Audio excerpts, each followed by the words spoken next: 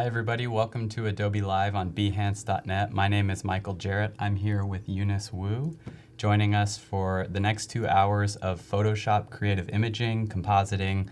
We had a really amazing session yesterday, a lot of people loving the work, and I'll show that in just a minute. And I know we're gonna dig into some more later. If you're joining us for the first time, welcome here. And if you're joining us as a longtime viewer, welcome back. It's always good to have a nice audience and audience participation with us. So if you have any questions, if you have any insights during the next 2 hours, please participate in the chat and let us know, and we'll be sure to address it live on stream. And right now, let us know where you're from and what time it is, because it's always interesting to see who's up late, who's at work. Let us know if you've had a busy, productive day or if today's been more relaxed. A couple housekeeping items. Today in 30 minutes, we're going to do chat and win. So again, if you're participating in chat, you have a chance to win 100 stickers from Sticker Mule. And as you can tell, I'm a sticker fan. I'm sure we have a lot of sticker fans out there. It's a great chance, and all you have to do is participate in the chat. So ask us some questions, say hello. We'll do that in 30 minutes. And then an hour and a half from now, we're going to be reviewing today's daily creative challenge. And if you don't know what the creative challenge is, it's to take a photo and turn it into black and white. So this seems like a really simple challenge, but there's actually a lot that goes into converting an image to black and white, making adjustments to optimize for that new black and white format.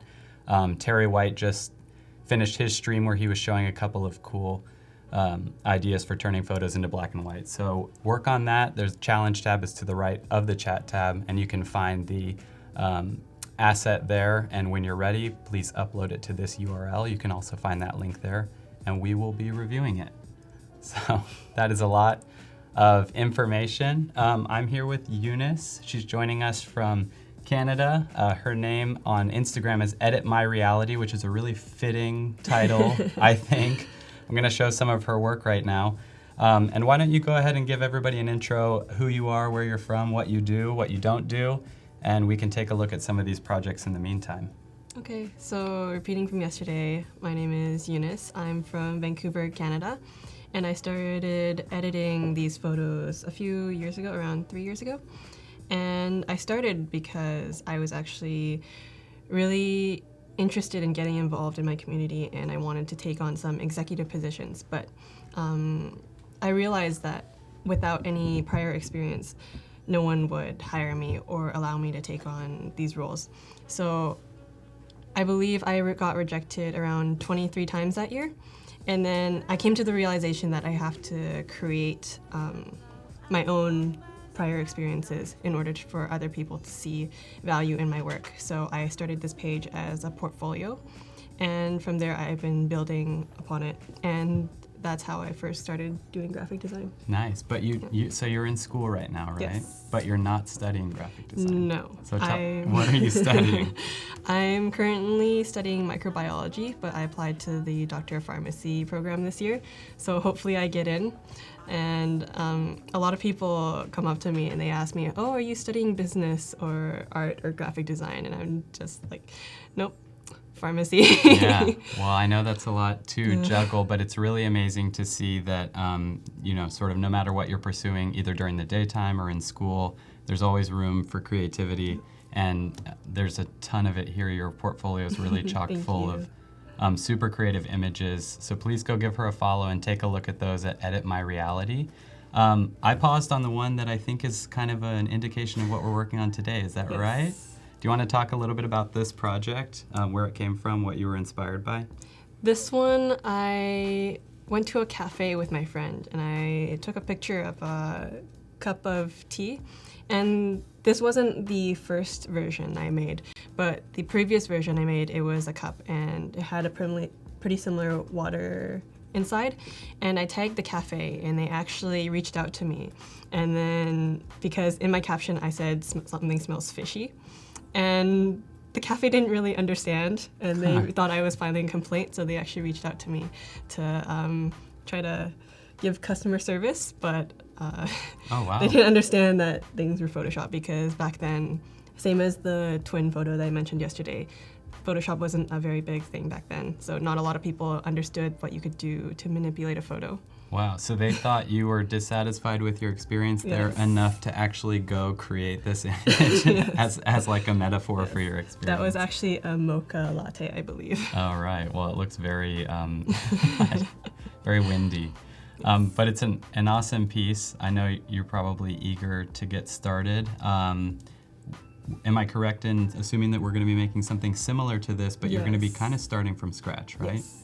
All right, so where does your process start from scratch? Do you have a base image? Yes, I actually chose a base image because I have a collection of photos of mugs and bowls, and it's a really weird collection, but I built this over a couple of years. So from my collection, these are all mugs and bowls that I was going to potentially use, but I got a little tired of using cups and putting things in cups for images because it was up and trending at the time, and I didn't want to create everything like everyone else.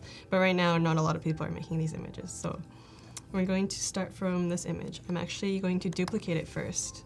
Oh, that did not duplicate it. I'm going to duplicate it. And then from the duplicated image, I'm going to select the coffee area and try to make it as round as possible. And it kind of helps to have an image with enough contrast to where it can tell the difference between the ceramic and the coffee inside, right? I'm going to select and mask. Oh, that didn't work. I'll just select it. So while Eunice is working on making the selection, I'd like to encourage everybody to kind of let us know like what your interest in creative compositing is. It'd be cool to know how many people in the audience right now actually do creative composites like this in Photoshop, or if this is kind of first time for you. And please, if you have questions about what's going on, or if you want a little more information about a technique, we're both here to answer along the way. So let's see, we've removed the coffee. Yes. And now I'm going to go into my asset folder. So when I'm teaching people how to make these photos, I like to tell them to create an asset folder, because when you continue to make these photos, I find that a lot of the pieces that you're adding are repeats. So in here I have balloons, beaches, boats, cups and bowls, fire, and just various different things that you can easily add and drag and drop. So you don't always have to be Googling for more images. That's super helpful. And do you contribute to this collection over time as you find things? Yeah. I've had the same collection for around 3 years now. All right. Okay. So I'm going to add some water into the mug like the previous photo that Michael brought up. But to make this process easier, I'm going to find a picture of water that has around the same perspective, so I don't really have to adjust it much. So I'm just going to import a lot of photos that I think have the same perspective. So I'll actually open all of these. I always find that it's pretty amazing that even at this early stage with a first pass at a selection and then bringing in a photo underneath, it's already almost 50% of the way there, right? Like it becomes a matter of refining lighting and color and edges at a certain point. Yeah. Whoa. So I think I'm going to bring this one for the edge of the wave on the cup. And this is the wrong perspective, I think. These are beautiful shots. These are my favorite ones to work with. I think this is a good perspective to use. And probably this one as well. And the rest of them, I can take the whites of the waves to add as texture on top of the rest of the water. So I'm going to pick out the ones that I chose. Katie Kirkendall is asking where you store your assets. On a drive, on the cloud? Do you just sort of keep them on your hard drive? Oh, they're just on my desktop, so it's easy access. Also, when I'm doing this with my screen, I programmed my FN key to show my desktop, so it's easier to drag and drop images into Photoshop, because I know some people like to import via the taskbar. Right. Yeah, and I find that process very... It's kind of slower, clunkier. Yeah. Okay, I think I have enough water in here. I'm just going to shape it down to the size of the cup. So we are joined by, let's see, George is with us. Voodoo Val in the house. Pokehan, we saw you here yesterday. Welcome back. Adjective Beaver, that's a funny name, but I saw you yesterday, so welcome back. Katie, thank you for the question. Keita Jones, you were here yesterday. Welcome back.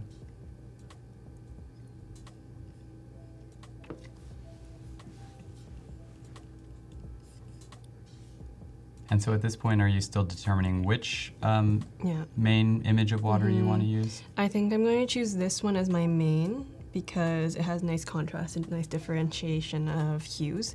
But I'm going to continue using the other photos that I chose to add more texture onto it because I like the wave in this image and I like the little bump in the other one. Yeah.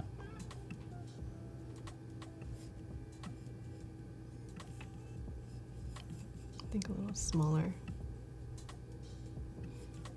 So right now it's just going to be a lot of placement. Just kind of roughly assuming the positions of everything. Yeah.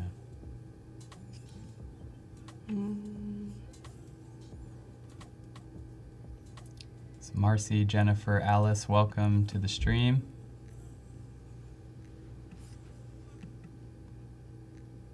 And a good note, if you're just joining us, we have a creative challenge running today. It's going to be to convert an image to black and white. And we actually provide a source photo for you to use if you want to use it. Also, feel free to use your own photo. There's a link to get those assets just to the right of the chat tab on Behance.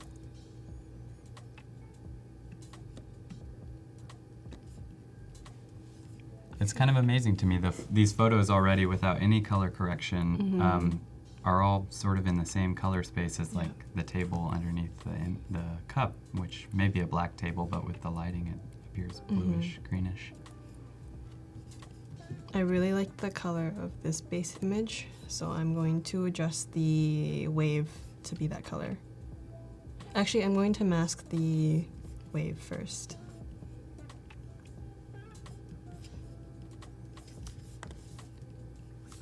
And if you're completely new to Photoshop, the idea of masking an image is essentially you can erase parts of the image and it will reveal images that are layered below it, but you're not actually deleting pixels. You can actually go back and recover these pixels if you decide that you went a little too far.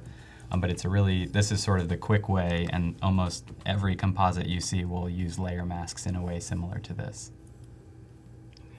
So yeah, there you can see. I really want to preserve the whites of the wave, so I'm going to select color range and select the whites. Kind of lower it down. Okay.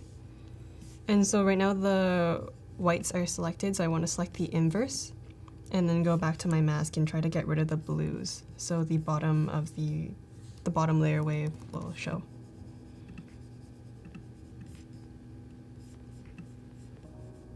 Oh, nice. So you get to basically just keep the parts of the sea foam on top. That's an awesome idea. Hi, Huxel, H-U-X-E-L.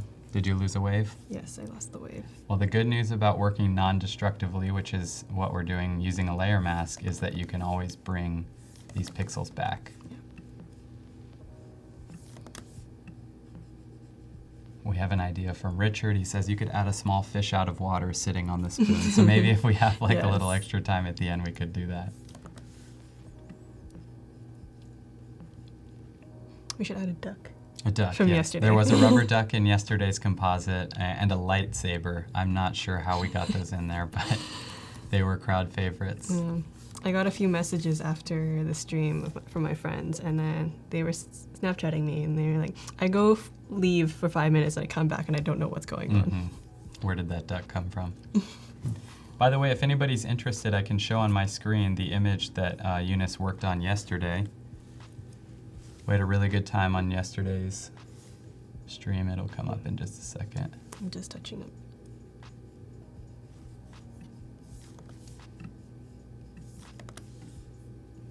Oh, someone says put a penguin into the water. That might be a friend of yours, knowing that you like penguins. Yes.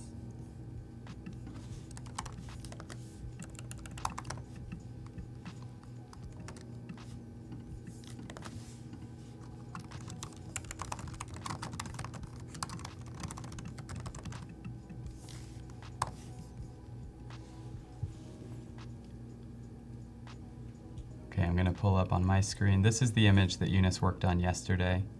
It was a really awesome, you call it meteor shower? Yeah. Yeah. It was a combination of 4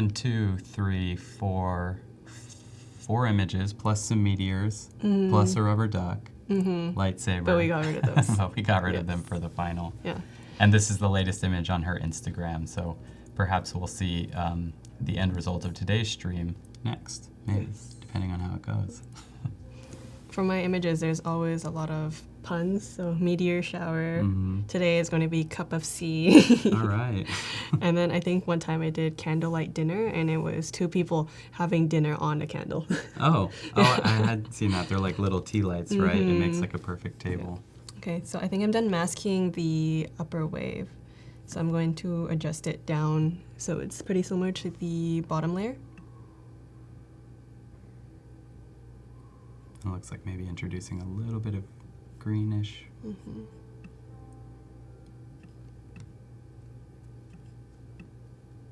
Lots of love for your last photo. I see in the chat, Jason, Brandon, Thank you. Vitaly. Hey Mark, Shenfield. Yes, these sessions are available for replay on Behance, so you can go check out her stream from yesterday, as well as probably at this point hundreds of other streams that have happened, which is an incredible resource.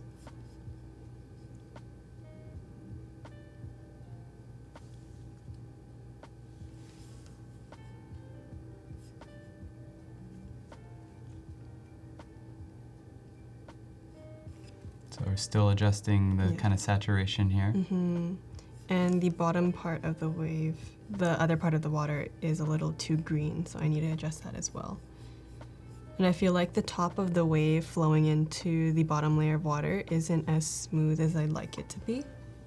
So I'm gonna have to adjust a lot of that. Do you ever find that it's, you know, suddenly you see like 5 things that you want to do, but you know you kind of have to tackle them one at a time, right? Yeah. So just building up.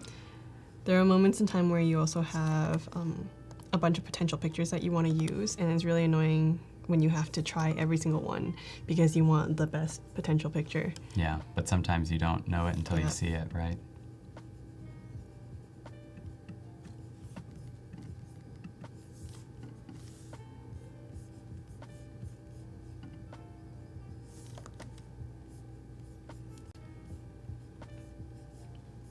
And for those of you just joining us, you can always go back to behance.net/live, and from that point you'll be able to find previous streams, you know, as soon as the ones yesterday and as far back as Adobe Live has been streaming. So awesome resource there. Make sure you bookmark that or visit it if you'd like to see more.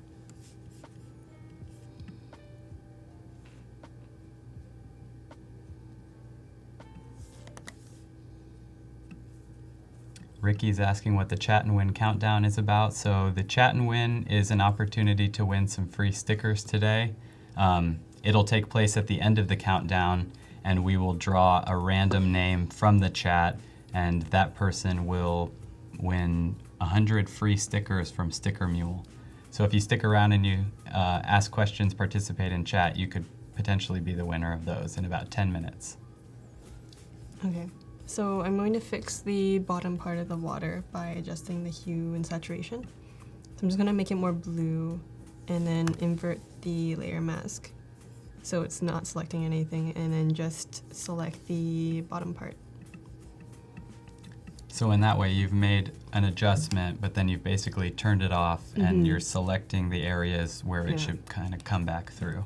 It's a lot easier than brushing over the entire image. Right. Okay. I think that should be good for now. And I kind of want to try to incorporate this image, but I think the base is detailed enough for now. So I'm going to add waves at the side because if you zoom in, the edges of the coffee are a little chunky. Chunky, we don't want chunky coffee. So I'm going to go into my asset folder, and I think I picked out a few waves before, but I'm going to see if there's anything better.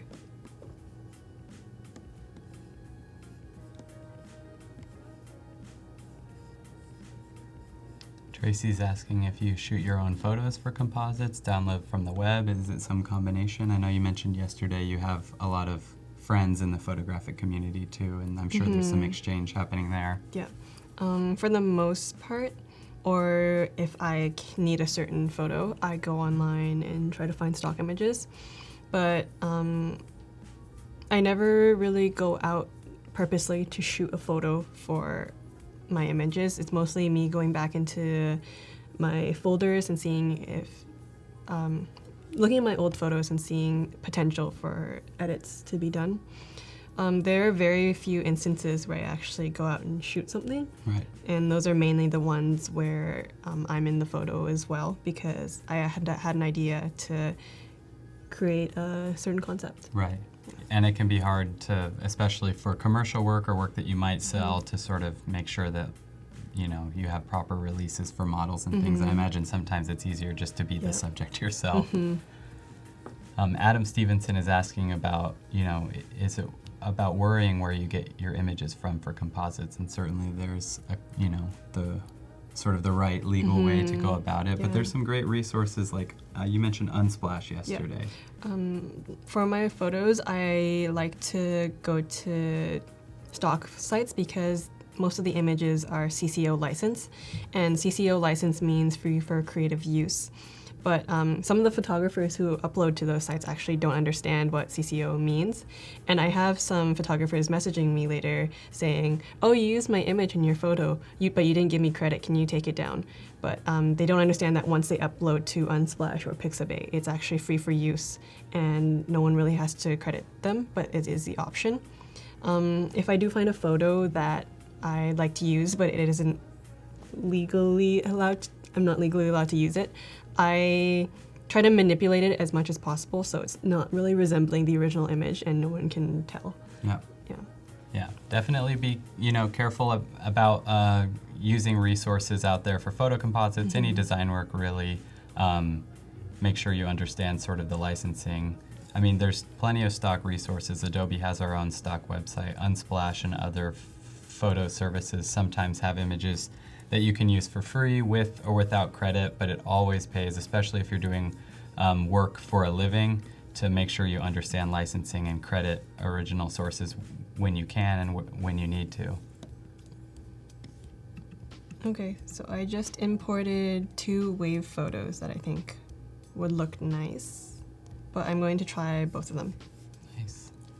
So here I'm just going to select the whites because it looks like the image is being surrounded by those whites, and I just want to get rid of the dark blue background. So select color range and then there.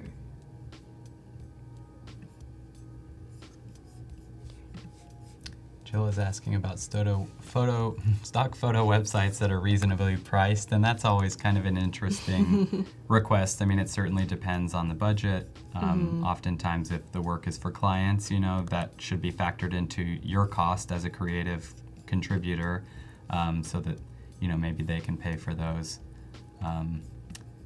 And oftentimes, though, you know, those photo websites sometimes are a little out of price, especially if you're just getting started, if you're doing the work as a hobby and it's not necessarily making you any money in the end.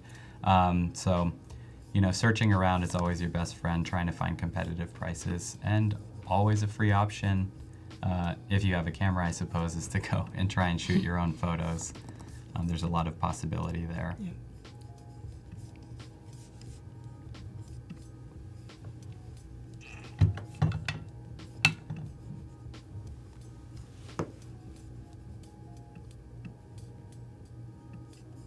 So I isolated the wave from the background, but right now I'm just trying to put back some of the blues that I took away with that mask. And, oh, that is not good. You're just sort of subtly adding in. So there's still a little bit of color from the original wave that I want to keep.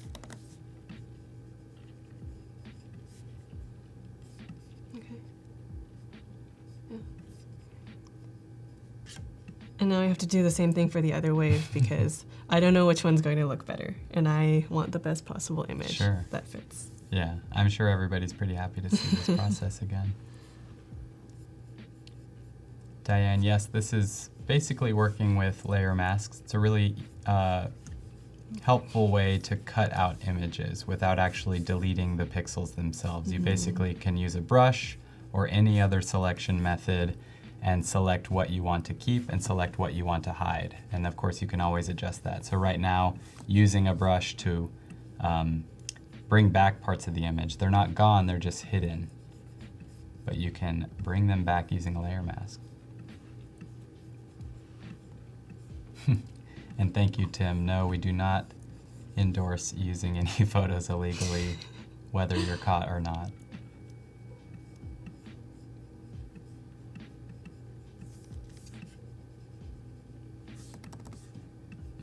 Water is sort of a notoriously hard thing to mask. I think the hardest things to work with are, the hardest mediums by far are glass and... Oh, right. Glass and water, Yeah. I think.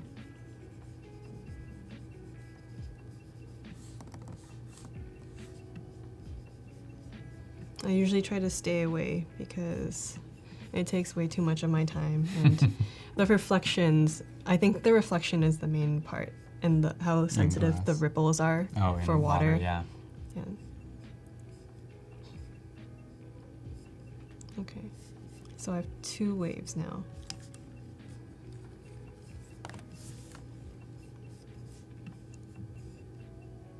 Here's number 1 and number 2. Huh. Which one looks better? I think there's sort of like a richness of the one on the bottom right. You know, there's a lot of like contrast. Not that you couldn't get that, achieve that with the other, but both are really, really nice.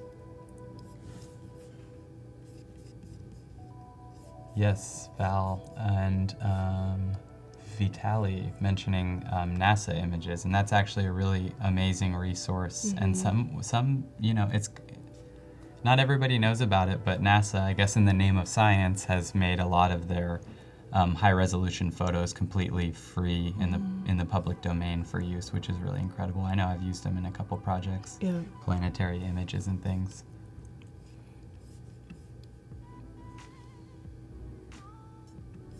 But be sure to check the licenses. Not all NASA images are free. Okay. I think I like this one more because there's the whites at the top, whereas the other wave is a little darker. I can brighten it up, but it does look a little messy with the mask. So I think this one just looks a lot cleaner. Nice.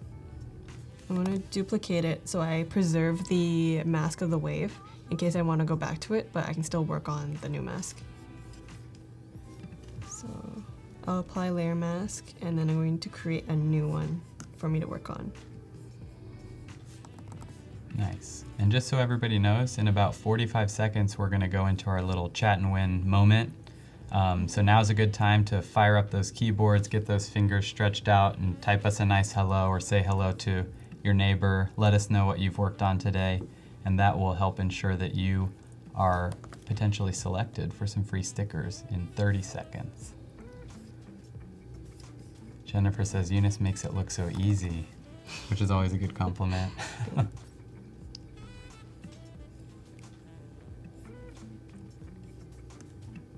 I'm selecting and masking the edge of the wave so I can cut out the other side. Nice. And yeah, this is a workspace in Photoshop called the Select and Mask space. And the tool you're using right now, Refine Edge, is really good for getting wisps of hair or water droplets, anything that sort of needs to make a fine distinction between the background and the foreground. All right, chat and win time. We're going to come back in just a second, and then a name will resolve and somebody will win a whole bunch of new stickers.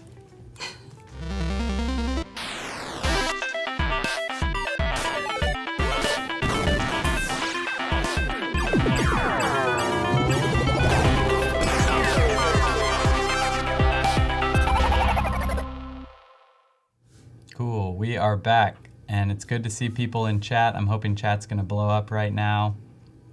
And in just a few moments, we will resolve the name. One lucky winner will win 100 free stickers from Sticker Mule. But not to worry, everybody's a winner. You'll be able to visit stickermule.com/Adobe Live 19. Got that right? Okay. And everybody can get stickers for $1, regardless of if you're today's winner or not.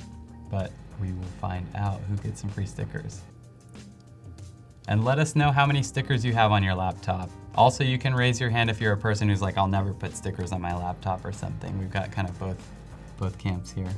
Maybe I should win the stickers. Yeah, I know. If you have 100, you could fill it up pretty nicely.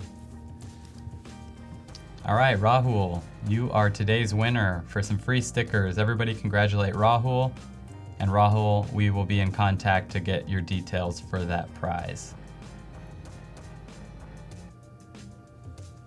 Way too many stickers. Someone's got 7. Well, thanks everybody for chatting. Thank you, Rahul, for winning. Everybody go get some stickers. All right, where are we at? Okay, I'm still refining the edge because there was a lot of seafoam on this side, but I also don't want a clear-cut edge on this wave. Just sort of like softly erasing the edge of that.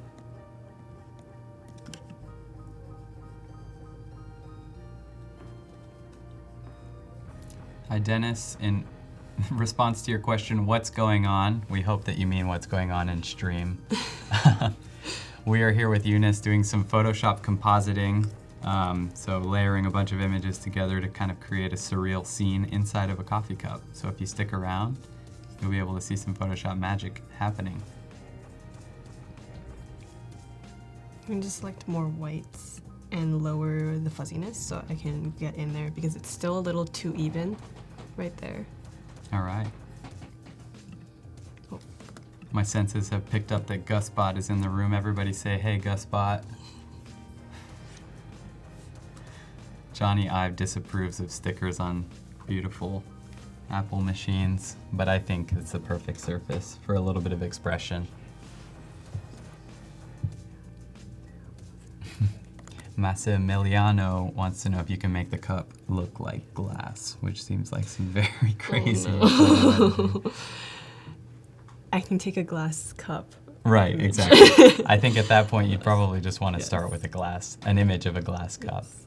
With Photoshop, there's a lot of potential, but people are usually lazy, so you want to take the easiest way there. Right. And that always ends up with a nicer result.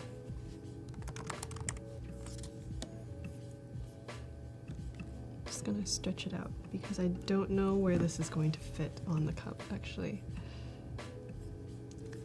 Kyle's asking about compositing on mobile, and actually there's a bit of news this year. Adobe has announced that we'll release Photoshop on iPad, so that's a really exciting opportunity. It will definitely be optimized at this point for photo compositing, so there will be a lot of these favorite tools for selecting and masking and things like that, and of course new features will be introduced over time which will make that a lot richer, but that will give you a chance to composite while you're, I don't know, on the train or sitting at a cafe.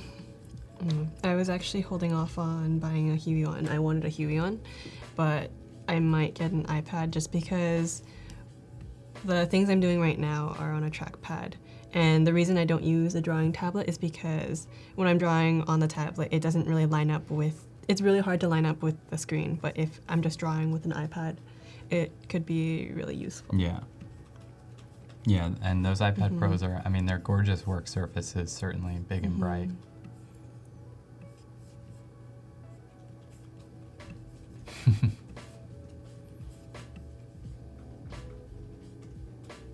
I believe an Android release for Photoshop will be in the future ahead of the iPad release, and I'm sure Adobe will announce more information about that over time.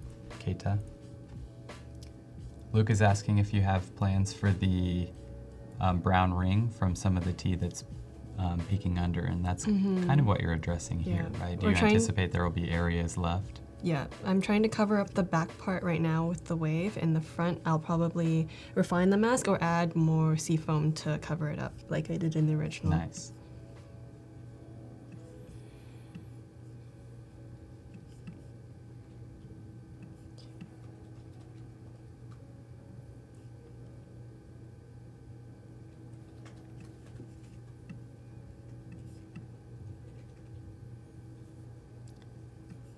Vitali is asking about the design feedback. Please tell some more about it. I think you might be talking about the design feedback we'll give near the end of this session in a little under an hour. We're going to be reviewing people's work converting images to black and white. So if you'd like to participate in that challenge, or if you have been participating in that challenge all day, you can find the assets, you can find a little bit more information about how to submit in the challenge tab, which is next to the chat. And we'll take a look at those. Converting an image to black and white seems pretty straightforward, and sometimes it is, but there's actually a lot you can do to adjust the black and white image to make it feel as perfect as a perfectly edited color photo. So we can talk a little bit more about that when it gets closer to time. Trying to place it in a good area right now.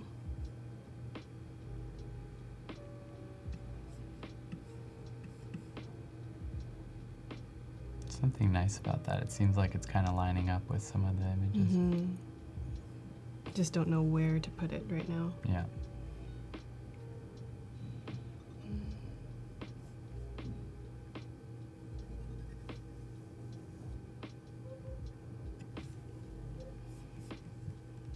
Sometimes you just know it when you see it, right? Good. Yeah.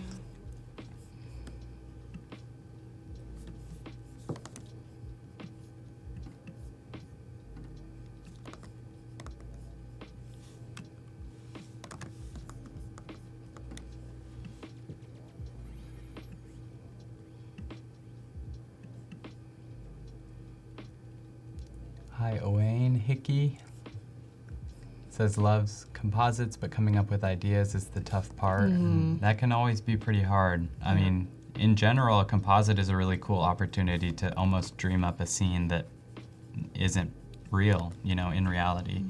And that can be kind of a hard exercise in creative thinking, but there's obviously plenty of inspiration online, people who've done some really interesting things, Eunice included.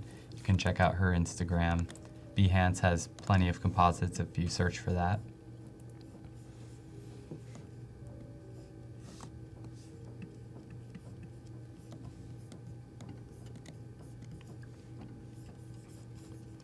Okay, I think that should look okay. There's gonna be a lot of moving because I'm very indecisive about my placements. That's okay, it's important. Yeah. I'm going to brighten it up a bit too. It's too much.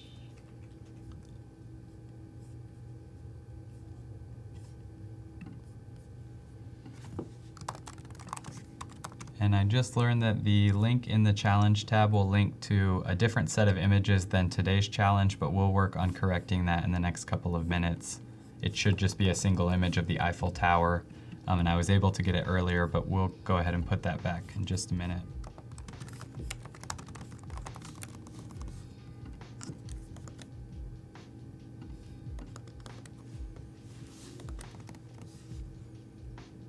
Thank you for the heads up, Jan or Jan. Okay, so now, who was it who talked about the edges of the cup?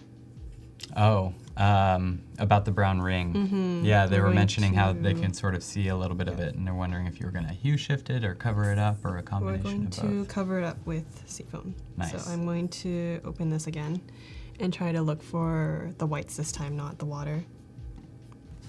So I think this area would be nice. Oh, perfect. There's like an edge to the water. Oh, I love these, yeah, aerial shots.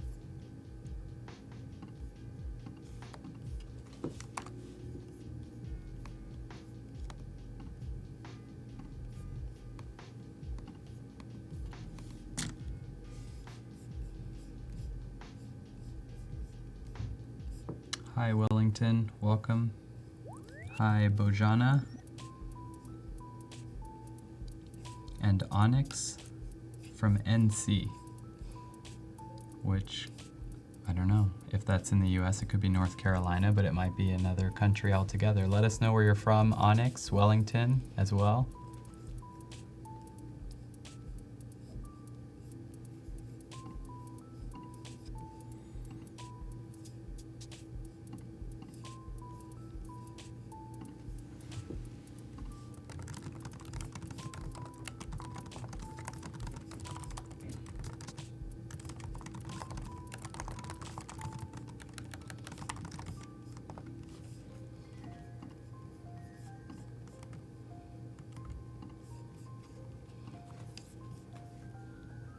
I like this for the front. So I'm gonna grab this one. Oh, yes. Is that a good one? Yes. I'm going to grab these 3. Eunice, Import. you've got a question. Who are your Import. favorite designers? I think first I would say Photified because he's one of the people who helped get me into editing.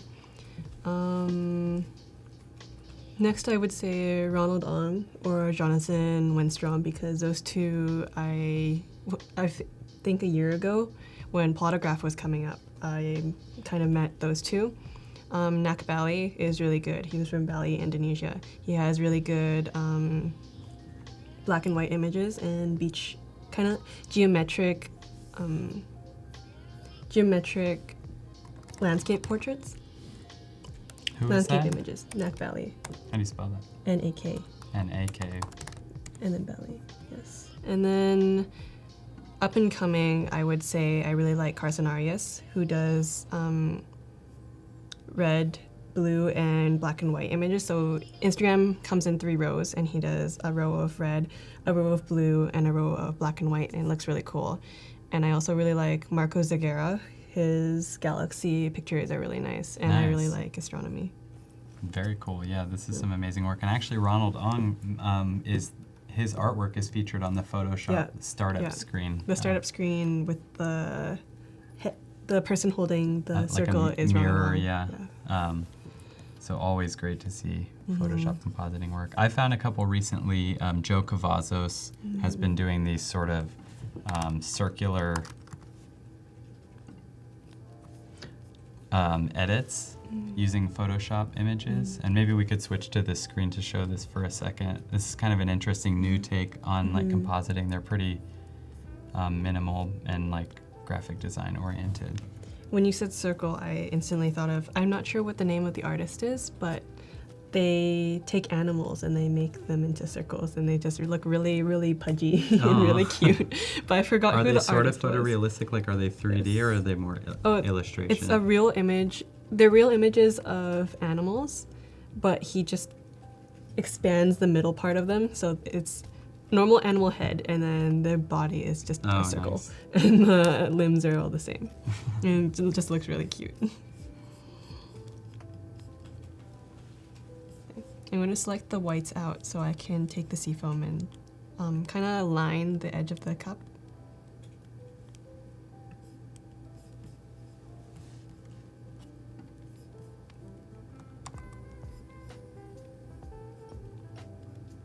Round, chunky animals are the best, says Voodoo Val.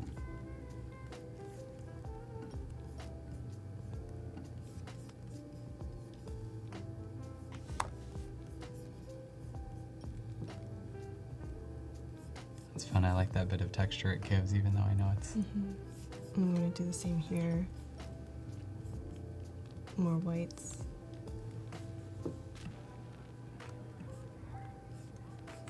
I think I'm So going to include some of the blue as well. Yeah. So the fuzziness slider in the color range selector is basically a way of refining the selection to either contain more of the color you've selected or less, right?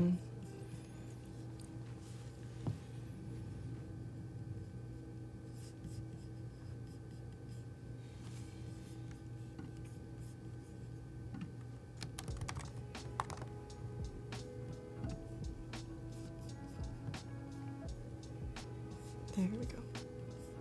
Just a reminder that in 45 minutes we'll be doing some design feedback on your images, black and white images. I think we may still be trying to get the link updated. I keep getting day 7. Try refresh page. Still get day 7.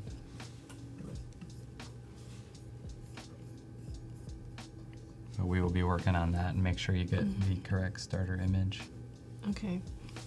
So the piece of the seafoam that I want is over here in this corner, but it's kind of arcing like this, whereas the cup is going the other way. So it's concave when it should be convex. So what I'm going to do is turn it around so it's the line is kind of horizontal, And I'm going to edit and warp. I'm going to drag this up so it's more convex than the original was. Very interesting, yeah, kind of spatial thinking here.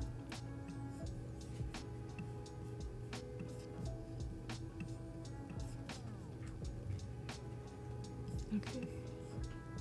And now it's a little more outwards. So I can make this smaller. Nice. It looks like our challenge tab is back up with the correct link. So if you're interested in participating in today's design feedback, design challenge, go ahead and visit the challenge tab, download the image, or use your own. When you're ready, you've got to register on the Discord channel, but once registered, you can submit your work there, and we'll be taking a look at that later. 42 minutes and 30 seconds. Okay.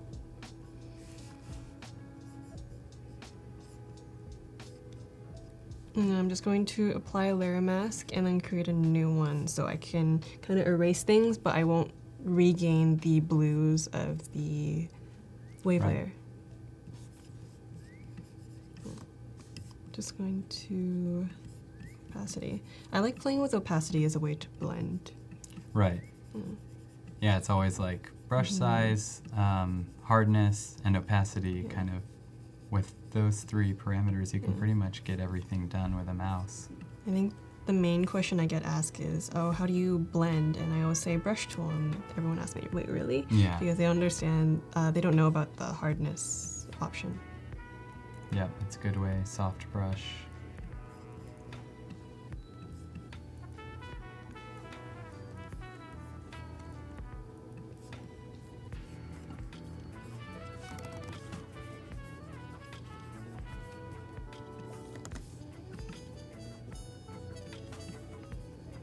And I have to say, I'm looking at the submissions that have already come in for today's creative challenge, and it's really, really interesting. I see a lot of people using their own pictures, which is great. It'll be fun to look at these later. Oh look, and somebody kind of did a quick edit, sort of similar to yours.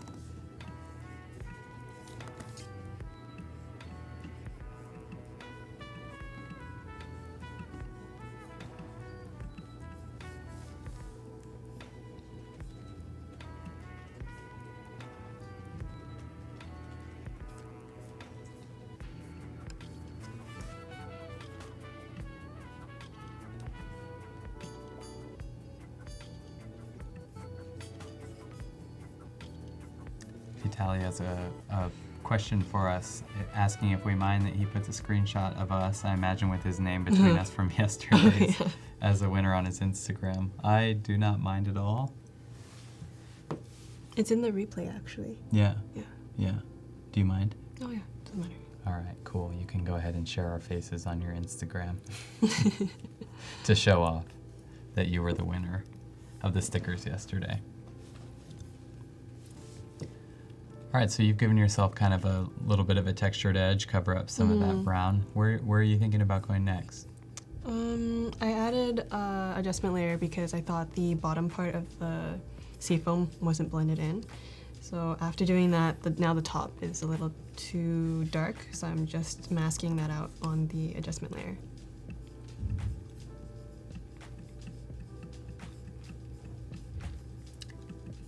Nice. And so this piece of seafoam kind of covers this side of the brown. And now we're just going to slowly go around the mug and fix everything. But I also have to blend the seafoam into the water.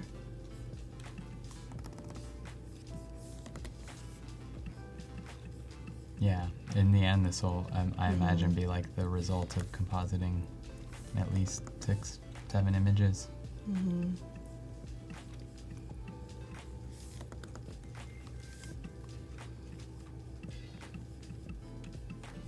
And you mentioned yesterday that you're self-taught. So do you watch like a lot of tutorials, learn from friends, obviously a lot of experimentation? How did you get to be as proficient as you are with compositing? I tried to look at YouTube videos, but then I found that I wasn't really learning at a proper pace or learning the proper things I wanted to do.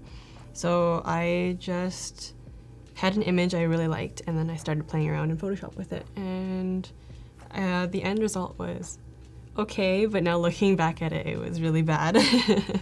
But just playing around with one image and trying all the different tools to achieve my idea, that really helped me learn all the tools I need to learn. But that also means that when I'm trying to teach someone else on YouTube, I don't really know how, because I did try to film myself and try to teach some people, but it's really hard for me to explain my process because it's probably different from how other people learn.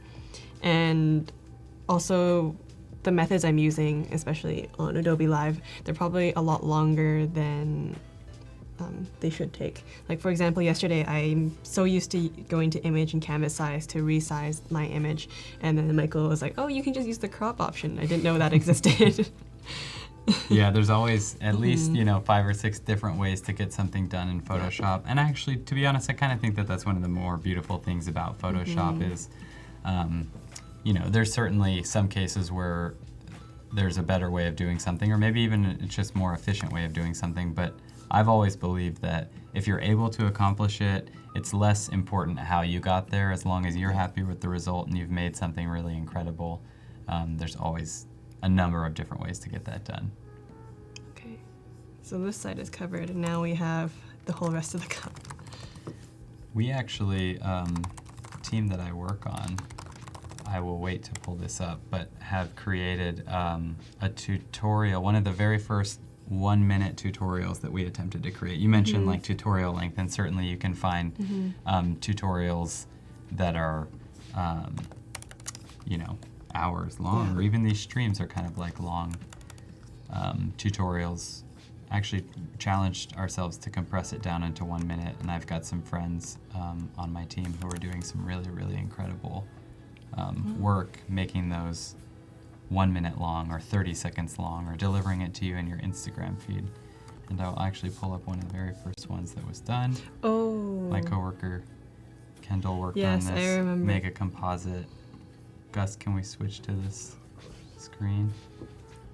So it's a similar technique, and over the course of 1 minute, it kind of shows you a really quick snapshot. This is not really like something you'd follow along with if you were just getting started, but kind of an interesting way to see the basic process of how you can get it's the something same image done. I'm doing. Yeah. So there's a ton of these, and you can just see kind of in general what are the high-level steps that you need to accomplish. It's always about selecting, masking, color, and lighting, and then suddenly you have something like what you're working on right now. Yeah. And if you're interested in more of these 1-minute tutorials, the Adobe Creative Cloud YouTube channel has a ton of them. There's a really great team of amazing designers working on creating these and updating them as often as possible. So shouts out to them. The funny part is, we were talking about this yesterday, how Instagram gives you ads catered to what your interests are. And we found it really creepy because someone had a conversation about a subject, and then 10 minutes later they found an ad about it. That's the thing, right? Yeah. It's like, I didn't search this anywhere. Yeah. I just talked about it and somehow it's appearing as an ad. But also, prior to coming here, I was emailing Adobe a lot back and forth because we were arranging this event.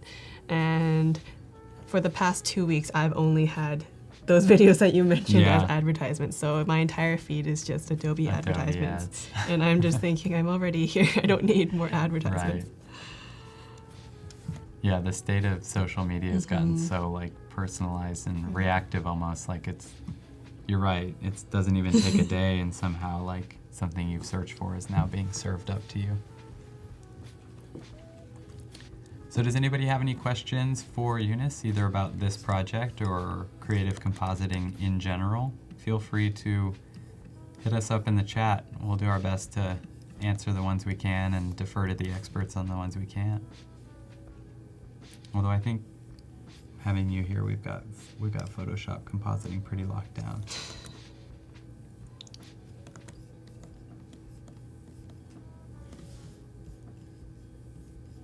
Okay, I'm going to move on to the next layer of seafoam. I really like this one, actually. We should do a save alert right now. Right. We're going to save our project. That's always a good idea to do.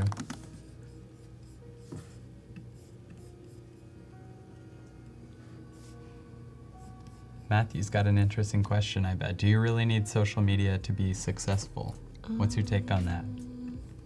On one hand, nowadays, social media is an integral part of business, and a lot of people do need.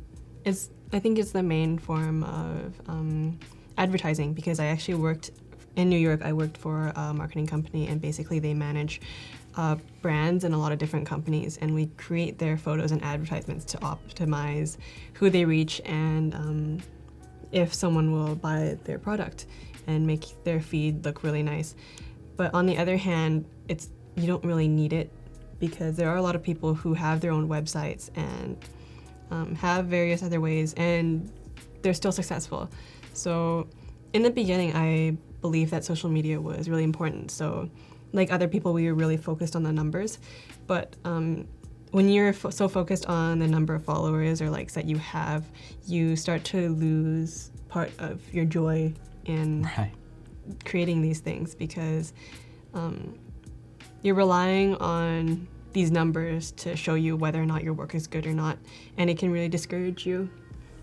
So I think it is important to advertise, just because nowadays we're so social media based, but as long as you have a strong passion for your work, then you shouldn't really rely on social media. Right. It sort of depends on your measure of success. Certainly financial success comes from being visible, and that's one very important way to be visible. But of course, a successful creative project like the one we might accomplish today, or like the one you might be working on right now, is also successful based on a number of other factors, primarily like, are you happy with it? Did you have fun making it? Did you learn something?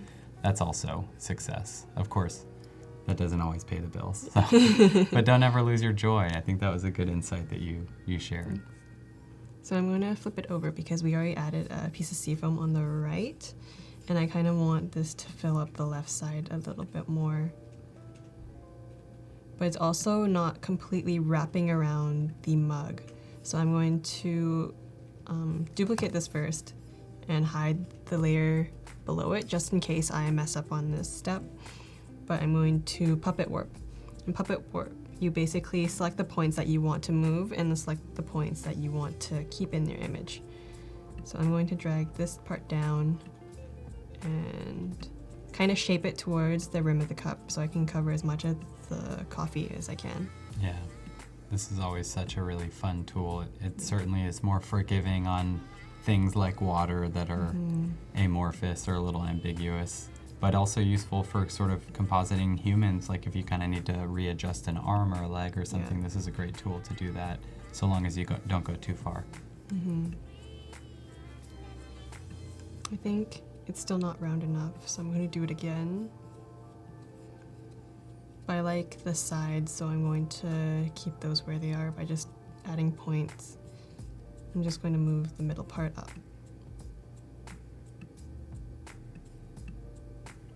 Alexandra is kind of wondering how you learned to manipulate lighting, or kind of what you learned about lighting in compositing. For lighting, there's two parts. There's your overall lighting and also the different pieces. So for the different pieces, I don't really have a method. It's more of you look at it and you train your eye to look for things that are more realistic, because I have had a lot of instances where I make something and I think it looks so real, but then I come back 2 days later and I look at it and it's like, what was I thinking? Yeah. That's almost the most important skill of all, is actually like, don't commit, like go to sleep, wait one day and go look at your project. I find that to be true almost of any creative project. There's a benefit in taking a breath, going and doing something else and coming back. You can often see more quickly where you might need to make adjustments or something like that. And I think my main issue is sometimes I forget shadowing and reflections. Like yesterday, I forgot the reflection for the meteors. And tomorrow, I think I'm working on an image with planets again. And that image I made a few years ago, and I completely forgot about the shadowing. So the light is shining from this way, but the shadow is also on this side. Yeah. And looking back on it now, that's a huge mistake that I didn't realize at the time. But for overall lighting, I'm actually not very good at that because I always adjust my lighting on here, but then I have to go to third-party apps to adjust more because I don't know a lot of Lightroom, actually. Right. Yeah. Yeah, it can be easy, I guess, to jump on like VSCO or Instagram, Lightroom if that's your tool of choice. But there's always that step, is what you're talking Yeah. about, where everything's together, and then it's almost like the final glue that kind of glues everything together is through your overall, how would I edit this image as if it was one image. Especially if you're on social media, the tones of your image can really determine if people will click on it or not, because good balance of tones and good color really draws people in. Yeah. So are there resources about like that analysis of like what tones perform better? And Yeah, the warm tones perform better because they give you a happier feeling, and then more people are inclined to click. all right, so it's always wise to appeal to people's warm and fuzzy feelings. But then most of my photos are cool toned, like this one. Right. I guess that's the more important insight, is sort of to like pick your style and your vibe, and then just sort of be consistent, unless your style is to be inconsistent, which is also a cool thing.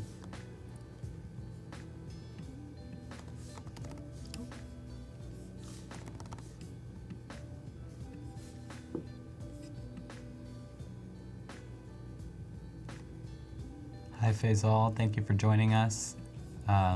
We started the stream a little while ago, but you can always watch it from the beginning. It's a good point to jump in though. We've spent most of the time kind of adding in various images of water, of the ocean, and just kind of layering them slowly and slowly until we've developed something really quite unique. It may even be hard to tell in the end how many different photos have gone into this so far, but it's not just one, which is really impressive. And another reminder for those of you that are just joining us, we'll be doing design feedback in about 25 minutes, so it's a good chance to work on a little something while you're watching the stream. Convert a photo to black and white, either the one we've provided or your own, and submit it to our Discord channel. There's all the details you need about that are in the challenge tab. So I think I'm done masking the edge, but I noticed when I click visible view and not view, there's a little bit of white in the middle section, and to completely get rid of that, I'm going to press, what is this key called? The backslash. Yeah. And it highlights in red the parts that are not masked out.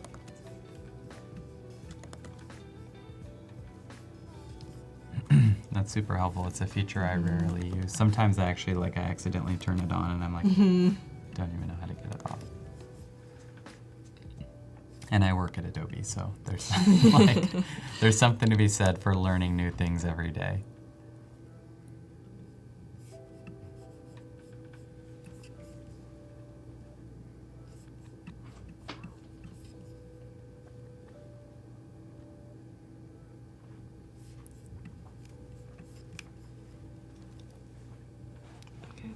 Nice. So I think the only parts left are the front edges of the mug. So I'm going to take another layer of seafoam. First I'm going to go back there to the second seafoam layer, and then I'm going to brighten it. I forgot about that. Nice, so kind of getting the white levels about the same as the other white levels.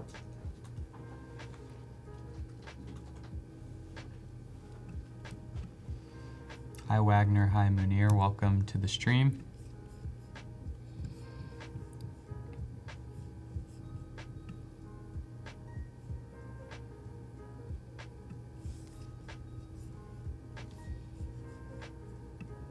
So an interesting question for our audience right now. everybody's around the world at different points. For us, it's just after noontime. But let us know if you're kind of ending your day or just starting it, what you've accomplished today. Maybe it was a project at work or something around the house in your personal life. If you had a cool success today, especially if it was a creative success, it'd be really cool if you shared that in the chat, chat tab right now. And then we can all celebrate everyone's good accomplishments. Okay, so for my third seafoam layer, I actually don't see where it fits anywhere. So I might just go back to the second one that I copied earlier, and I might just drag that down into the front as well. So being resourceful. Yeah. Always wise to make sure you're happy with what you found. I think most of my time is actually spent looking for images, and a lot of the time I don't use any of them. Right. Like if I go to my downloads folder, it's actually all Unsplash images I never used. Oh my gosh, wow, that's incredible. Yeah, and sometimes that's what it requires is looking at them and saying, nope, that doesn't work. So John, if you want to find past live broadcasts, if you go to behance.com and then click on the live tab, behance.net, and click on the live tab, it should take you to a page with a bunch of thumbnails from the past streams. I'm not sure exactly where it is on the mobile app if you can get that, but if we have an answer, I bet we can find it. Maybe I'll just check it out right now.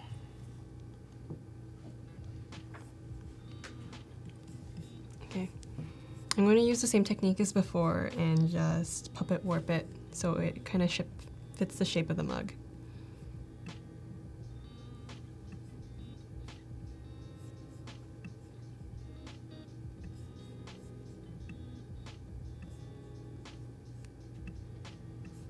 Oh yeah, you can watch live on the mobile app. That's really cool. So if you go to the Behance mobile app, just at the top, the first button next to adding your own story is the Adobe Live story. And so you can watch directly from your phone. I can see us on my phone right now. That's cool. That's pretty cool. You can watch on the go. I'm watching myself. Yeah. Apply layer mask and then new mask.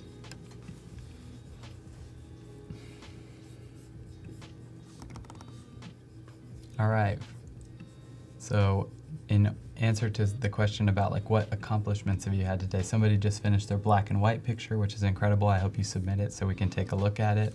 Alexandra just made a pride graphic in Photoshop for a Jumbotron, which has got to be a massive display. So that will be super exciting to see on the large screen, Alexandra. Hopefully you take some pictures, document the work, and post it to your Behance so we can all see. And for those of you watching, let us know what creative accomplishment you have done today, or maybe something you're hoping to do if perhaps your day is just starting or you're right in the middle of the thick of it. And if all you do is learn something from this stream, that is perfectly cool.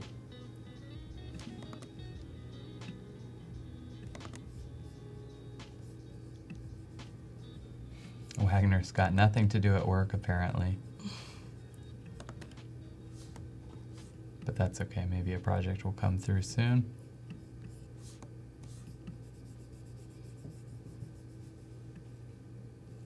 Val, what have you done today? I know you're always working on something. Let us know.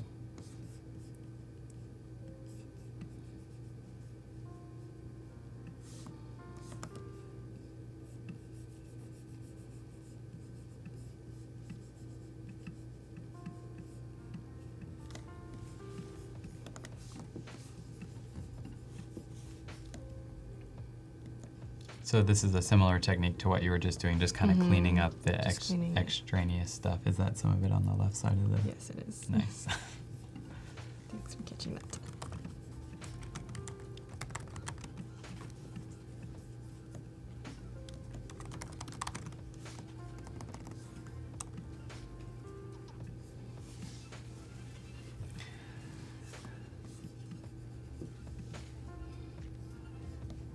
Yes, John, I think the past episodes are probably just on the web, but there's a ton of them on there. So when you get back to your computer, it'd be good to check them out. Val's been painting elves and monsters, the usual, which is great. Go check out Voodoo Val's work when you have a chance.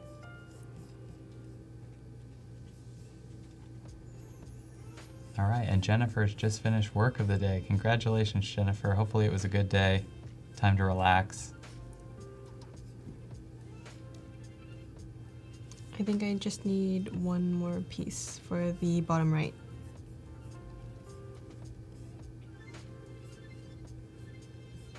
This one's sort of already got like a curved, almost a curved section in the middle, so that should be really helpful. And it already flows in as well.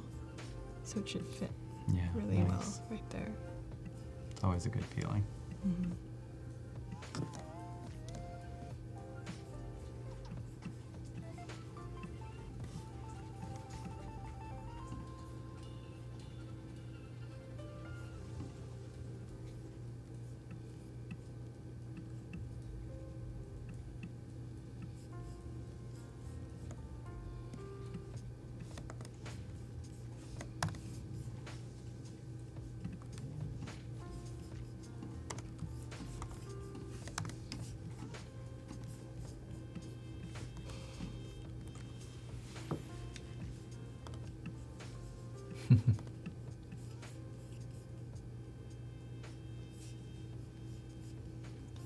Vitali's working on his design creative challenge right now. That's awesome. He says he's so busy with it.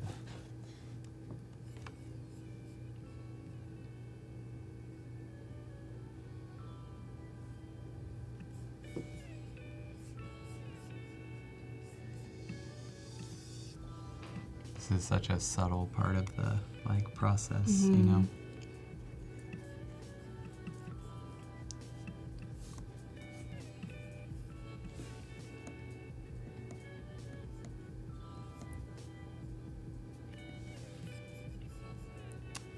Tashim is asking where they can get one-on-one lessons for Photoshop, and I'm not sure, but often locally, you know, community colleges, other design groups, and nonprofits might, you know, put on Photoshop classes.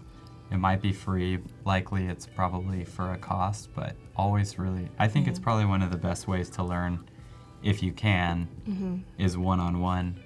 Like watching somebody else work or being able to ask questions like, why did you do that, or what is that, is sort of the quickest. But of course there's a ton of free content and paid content online, which is a good way to learn Photoshop. Or you can learn it right here in the streams. Okay. I'm just gonna add my last layer of seafoam, but this time it isn't to cover anything. It's kind of just to add texture into the background.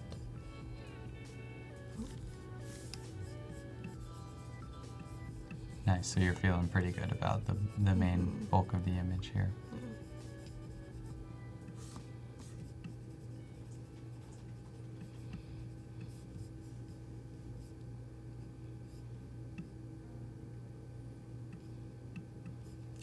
Mosa is currently editing their black and white challenge image while wrapping up a video project on Premiere. That's cool.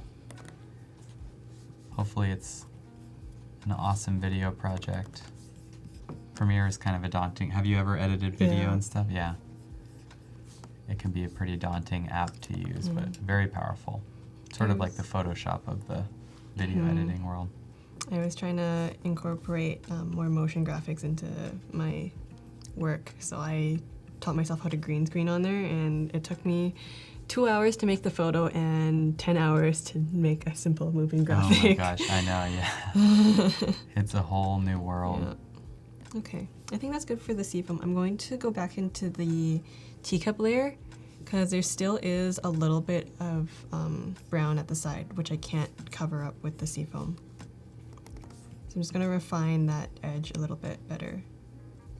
Nice, that's always satisfying to do.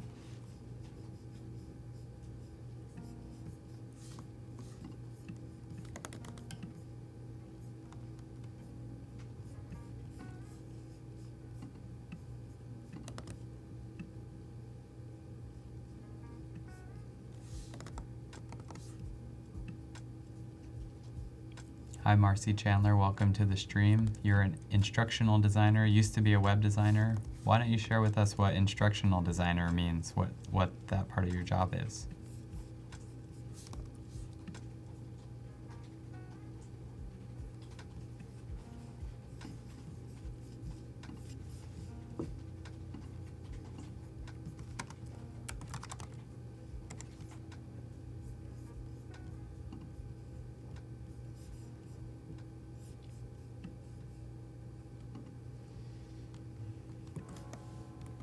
Okay, I'm done cleaning up.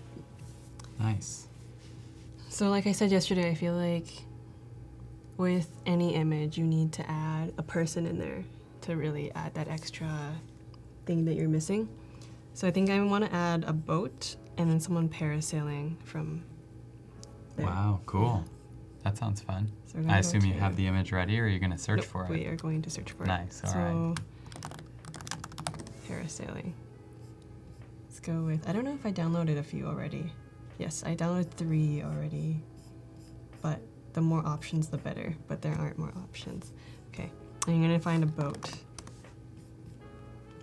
Have you been parasailing No, ever? Are you afraid of no. heights at all? No, I just can't swim. Oh, that's maybe important. So here, I think I want to put a boat going upwards over the wave, or at least on the upper part of the water. So something from this angle. Yeah, it's always helpful to, if you can, find the image that most closely resembles the perspective of the image you're working with. Makes things a lot easier. Just a Jennifer bit noted how lazy. many tabs you have open. Oh. Yeah, I'm always known for the number of tabs I have. Well, that is plenty. Let us know in the chat how many tabs you currently have open in your browser, and if somebody can beat Eunice with more tabs. Oh, this is not the worst. There Oh, was a this is- point where yeah. my tabs were this small Right, because you I can't had, even see the yeah. little like favicon. I couldn't really click it either.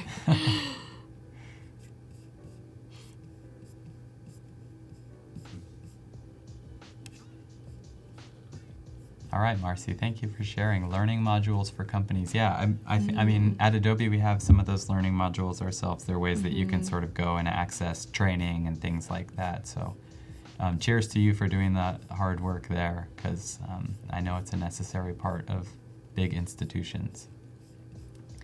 Val's got 15 tabs open.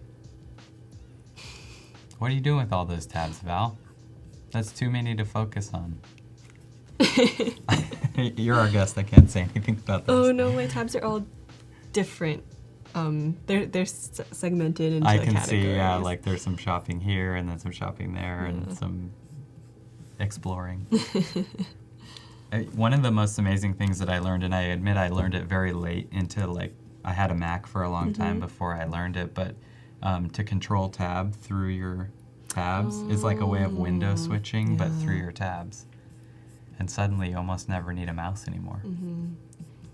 There was a point where I had 3 windows open, all with this many tabs, and it was pretty bad. Yeah. I think it'd be better if I wrote sailboat.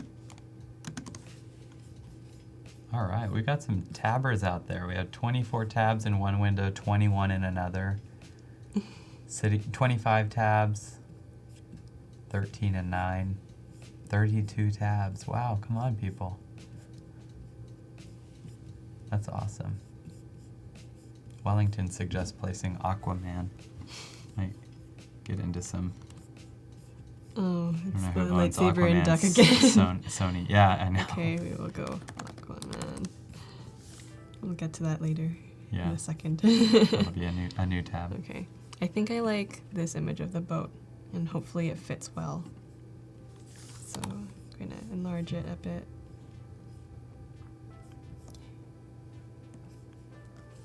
I'll try to do it the easy way, which is select color range and whites. But I don't think that the white lines will show up very well. Yeah, they don't show up very well. Like the kind of ropes and. Yeah, on the mask. Yeah. I'm gonna bring it onto the side too so I can see it better. But I feel like if I fill in the mask, it should be okay.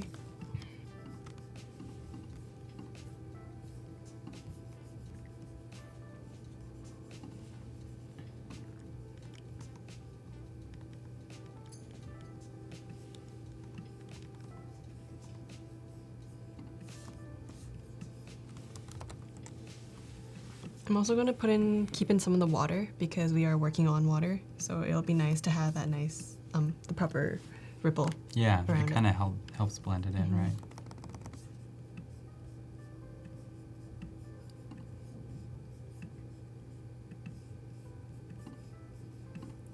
We're about 8 minutes away from reviewing today's daily challenge work. So if you're sort of working on that right now and thinking about wrapping up, you may want to leave a little bit of time to submit it so we can make sure that we get it today. We'll have about 15 or so minutes to go through those, and I know that there were a lot yesterday, so probably a lot today. So make sure you get your challenge submitted within about 7 or 8 minutes.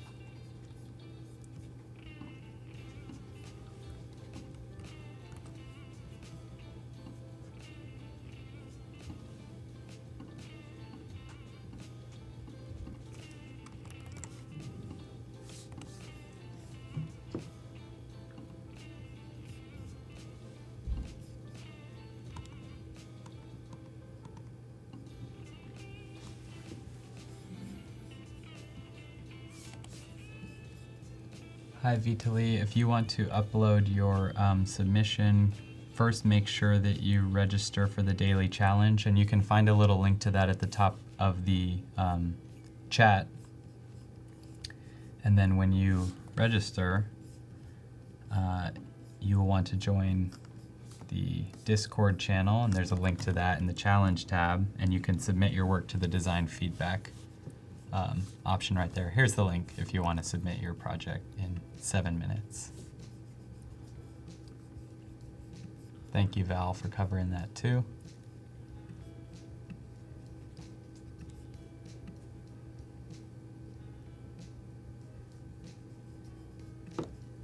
Okay. He looks reasonably cut out. Yeah, it's nice. So now we're going to plop him into the water.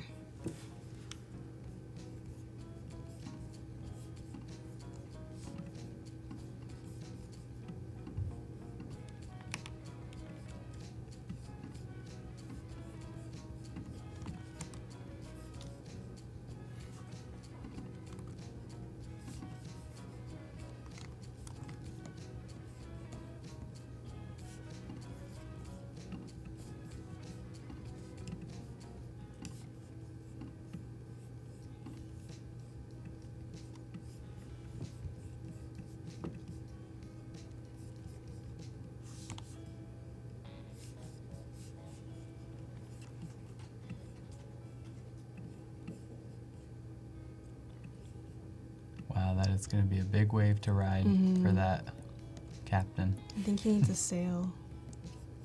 Oh, It'll look yeah. better with a sail. I'll try to fill one in later. Nice. Just draw one. Yeah, that'll be kind of a fun, like, almost like illustration challenge. I think there should be good. Maybe smaller.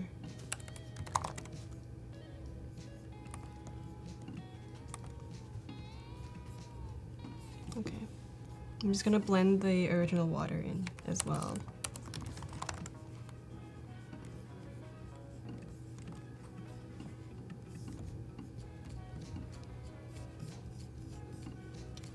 I'm gonna create a new layer, and I'm gonna drag it underneath the sailboat so I can go in and kind of draw in the sail because it didn't really come with one in the stock image.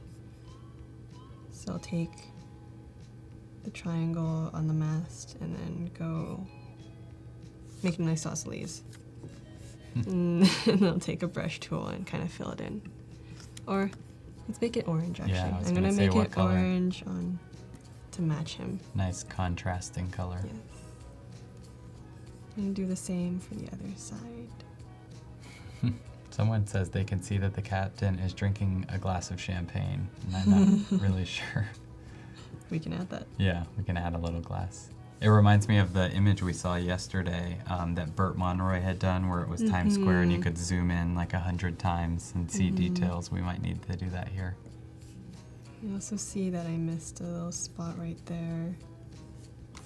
So, delete that. Okay. So So we're just under 5 minutes until design feedback. Go ahead and make sure if you're working on your design feedback right now that you wrap it up and submit it. Just make sure that you can submit it in time for us to look at it. And we'll start with the newest and go backwards. I think we'll do that today in a few minutes. Yeah. Okay. So on the white sailboat, you can kind of see there's still a little bit of a black line. And I want to get rid of that. So I'm actually going to apply a layer mask and then layer and matting, and I want to remove the black matte. Oh, that didn't help. Okay. This is a new Matting, and then defringe. This should work. Oh, I'm yeah. gonna do 5. That's a little better. It can help sort of remove like the colors that are left over from. And I think this will really work because the ropes are black, but the middle pole is white, so I'm gonna have to do it manually and not use that technique. There's always manual. Sometimes you just have to get in there and get things done.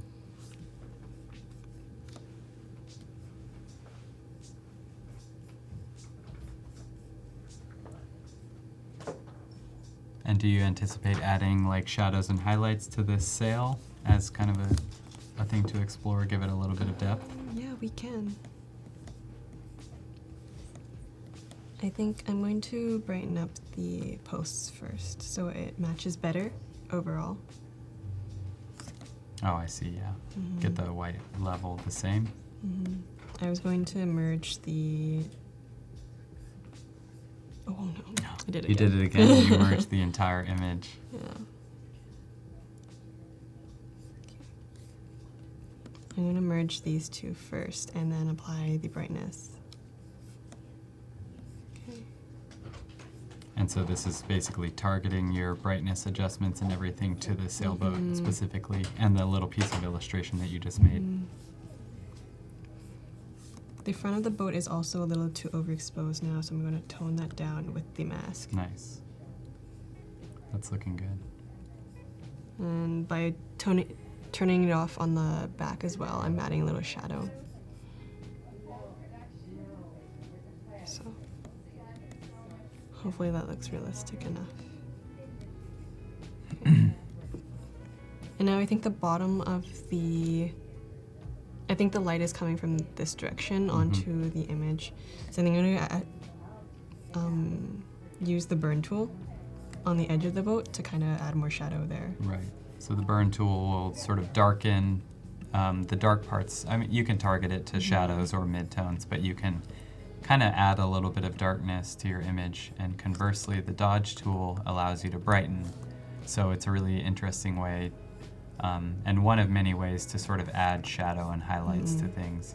Keep in mind it's a destructive edit, so it actually alters the pixels on whatever layer you're working with. So always helpful to either keep a copy or just kind of know what you're doing. But yeah, this is adding a lot of that like dimension that it needed. I'm adding it onto the sail that we drew because it was pretty flat before.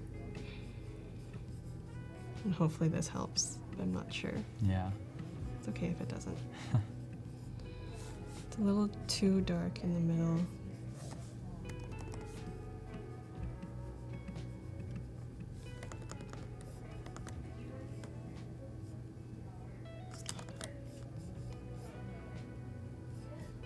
And so we'll be adding just a couple of these adjustments and finding a good spot because it'll be time for our design feedback. And I will get that pulled up in just a moment here.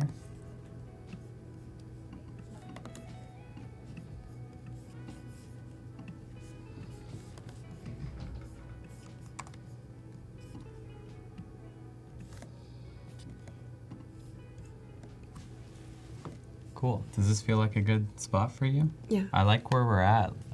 You were maybe going to add a parasailer, perhaps We can do that Aquaman. after. Yeah, we'll have about 10 minutes afterwards to do some final edits. But right now, we're going to go ahead and take a look at today's daily challenge submission. So for those of you that are not aware, this image was made available, or you could have used your own. And the goal was to convert this image to black and white. And there's a ton of really interesting ways to do this. Some are easier than others. Sometimes the simplest is just to choose hue and saturation and drop it completely down the saturation slider. And that works in a really quick pinch. You can also add an adjustment layer. There's one for black and white. And these presets are really interesting. You know, you can sort of target the different color channels of your image to get different looks. Like this is a really kind of interesting, it brightens up some of the foreground. So already you can see that changing an image to black and white is not simply just removing the color, but it's actually adjusting the different color channels and explaining, you know, do I want the blues to be light or dark? You can actually sort of change those things here if you want to bring in some more sky by doing the blue slider, because we know the sky was blue. So with that in mind, let's go ahead and take a look at some of our more recent explorations. These are coming in as we're going. So let's just take a look here if it ever loads. Well, maybe we're having a difficulty with that one. So here's this one. Let's see if we can find, oh, here we go. So there's a couple options that Rod S has been submitting. This one's got a little bit more contrast. I like this one better because it brings out the features in her face, whereas the first one was really flat. Yeah. And also, I agree, the first image, the one that we're talking about right here, it's pretty flat. It's sort of, most of the grays are in the mid-tone, and so you don't necessarily get a lot of depth in the image, and that can be a creative edit if you want. This one brings a lot of contrast back in. One thing that would make this photo really, really impactful was if you sort of targeted the area around the eyes to bring that back up. They're a little bit dark. It's hard to see the pupils or the whites of the eyes, and that's often what goes into really, really compelling portraits. Everybody's always drawn to the eyes, so you want to make sure that with any edit, you've not darkened them too much.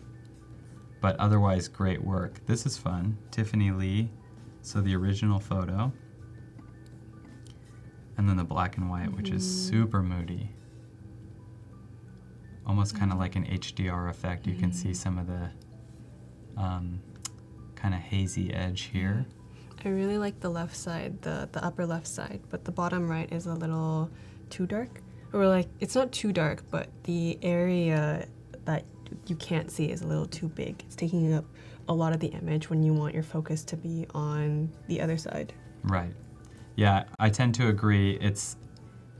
I think some darkening here is nice in this foreground area because it helps lead your eye to this central line through this valley, and of course the rocks over here, the texture is really great. But I think it can be dialed back, and you can reveal a little bit more in those shadows progressively as you go out, so that more of the image feels like it's not hidden. And apologies that some of these are taking some time to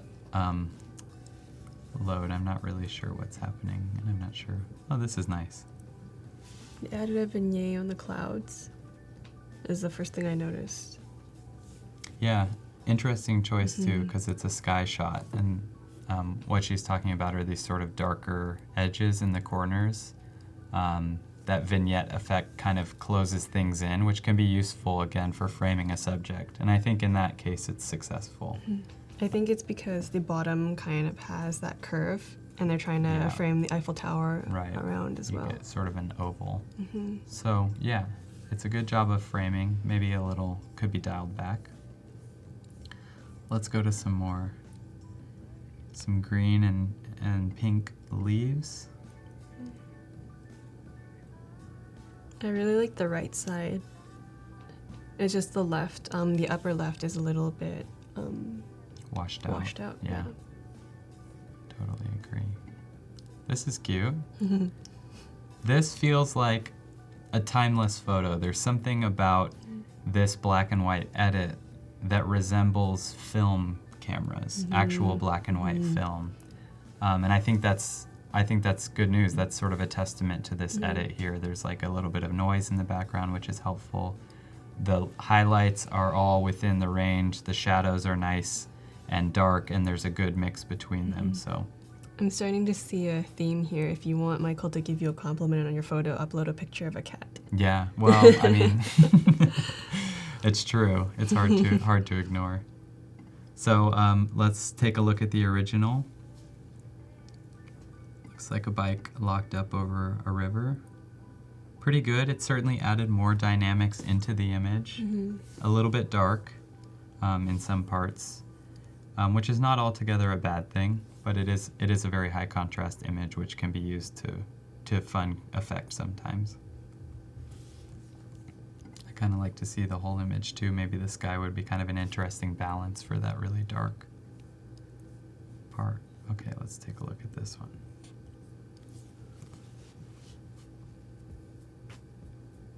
I think this is nice and interesting. It's almost a perfectly white sky, which is really hard to do. It's hard to do, yeah, to and get maybe that perfect white. yeah, maybe the conditions in the original photo were just right. But this is another case where if you had like a blue sky and it was mostly flat, you could use the black and white adjustment layer and brighten up the blues so that everything that was blue turned bright white, and you can get a really interesting photo that's really stark like this one. So good job, Musa. Oh, this one says white water. Wow. Oh. It's like the ocean, I guess. Or it looks like it could be sand even. Maybe both. It's really interesting. It's certainly kind of hard to tell what the subject matter is, but it's sort of a nice artistic, beautiful experiment with some texture.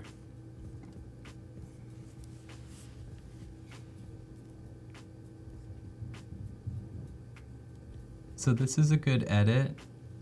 A couple things that I'm looking at, everything that's sort of pink and red is now a very, very bright white, which is pretty interesting. It's sort of, there's kind of an infrared effect going on. And then the greens and blues have both turned into kind of mostly neutral tones. So this would be a really fun one for you to play with those color sliders, and maybe the reds get darker as they are in the original image, and the green is the brightest part. Yeah. It's interesting. The dark green part of the bushes is actually a lot darker, but I think the main part of the grass is actually yellow, and I think they kept the yellow slider pretty low. Right. And that's why the grass is so much lighter. Yeah. Looks like a beautiful tree.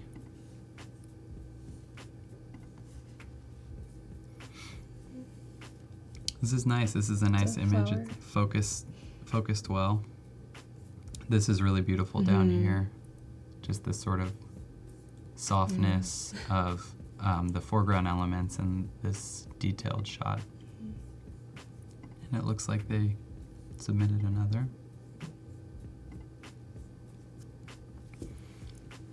Also a good shot, converting to black and white. You've maintained some of the ambience that comes from this light. You know, it's sort of, you can still see the details outside of the window, and there's still enough detail in the foreground, so you kind of get a sense of being here. And the sheets have a nice shadow to kind of frame the texture. Yeah. Nice job, Adam S. and Ira on the photo prior to that. This is interesting. I'm not sure, is it real? I wonder if it's a composite. In either case, I would think of opening up the shadows a little bit. It gets a little dark, and I know that there's some probably rich detail like around this handle and probably back here. And if you lighten those areas up just a little bit, I think there'd be a lot more in this image to kind of grab onto. Otherwise, a very interesting, it says a lot of masks and gradients, so maybe it was a composite. That's pretty interesting. This is a really beautiful building. Kind of a shame there's this box truck in it. Photoshop it out. Yeah, you could Photoshop this truck out. Sky's a little bright. You can maybe bring that back a little bit. Bring the blue sliders down. Yeah. I feel like the foreground is a little too dark in comparison to the sky, so maybe balance. Not color balance, but lighting balance. Lighting balance, yeah.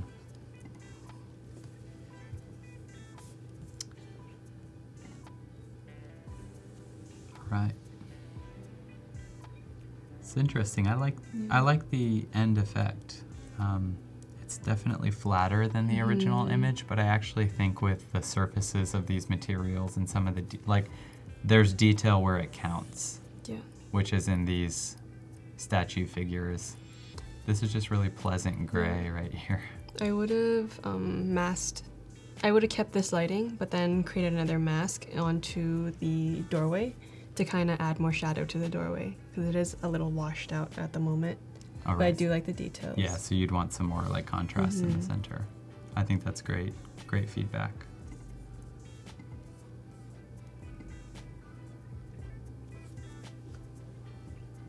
So this is nice. It's pretty consistent between color and black and white in terms of the dynamic range. And what I mean by that is the difference between the brightest parts of the image and the darkest parts. I do think that in both photos, maybe the darker parts of the image could become a little bit darker. It would sort of emphasize the texture of the rock, which is obviously a very interesting part of this image. And doing so in the colored version would help with the black and white. You could do it in both cases. So thank you, Ray Ray the Rabbit. I like your name. This, oh, we saw this yesterday. This was the color adjustment. This is a cool truck. I'm curious. I don't know where the original is, but thoughts? Links are spoopy. That's kind of funny. I really liked how the gray tones keep the effect on the car where it's still shiny, because you need a good, I think, shadow range to accomplish that. There is a little bit of a dark area in the top left, but I don't think there's much detail back there except for probably a bush, so it's pretty good. Yeah, and this actually might be a case with a little bit of Photoshop brushwork. You know, maybe these Fill it in. yeah, you could fill it in, because actually having a little bit of a black backdrop on left or on right would bring the truck forward. It would make it more present and apparent to you. But that's, you know, a little bit advanced. That's not part of today's challenge. So this is good. It's a little dark, I would say, although it does look like it's a winter's day, and so that's kind of maybe used for creative effect, right? Like it's evening time. I would have brought out the whites a little bit more, because right now the image is a little on the darker side. Right. And I would have liked to see a little bit of brighter sky, because I think it creates a better balance.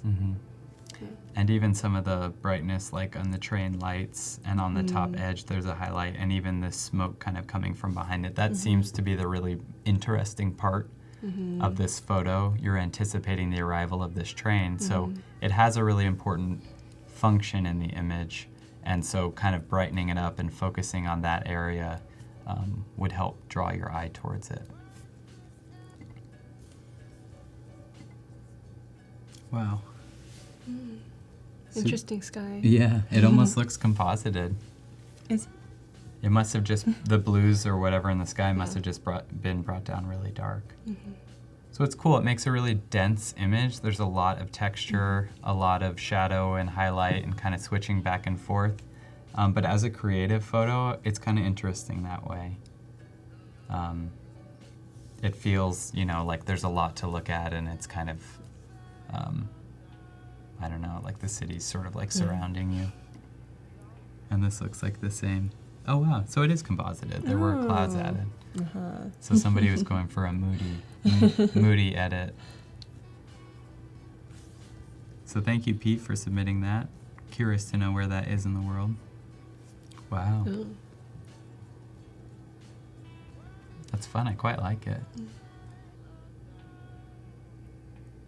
Probably could push the darks a little bit darker. I think they didn't do that because the mouth is already pretty dark, but you could probably darken it a bit more with layer masks. Yeah. Yeah, but otherwise a really interesting photo and a good edit.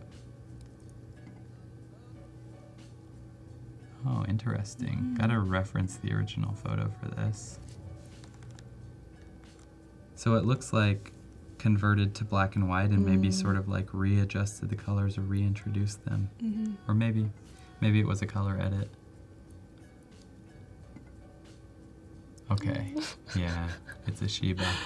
I want one. Again, I like the darks. I think the darks should stay the same. It's just the lighter parts of the image could be brought out a little more, because around the top of its eyes and around its nose, bringing out the whites would really frame the face a little more. Right. Yeah, in the original photo, there's a pretty big difference between the bright parts of the image, like right here on the cheek, and the darker parts of the fur. I think a little bit of that gets lost in this edit. It's not quite as, there's not as much contrast, and that's what sort of helps the dog stand out. But you're right about these shadows. They're pretty dialed in pretty perfectly on the nose and the eyes, which is great. So thank you, M. Jacobs. Wow.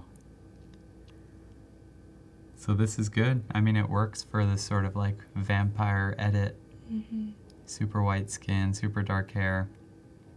It definitely fits the mood. Thank you, Jen.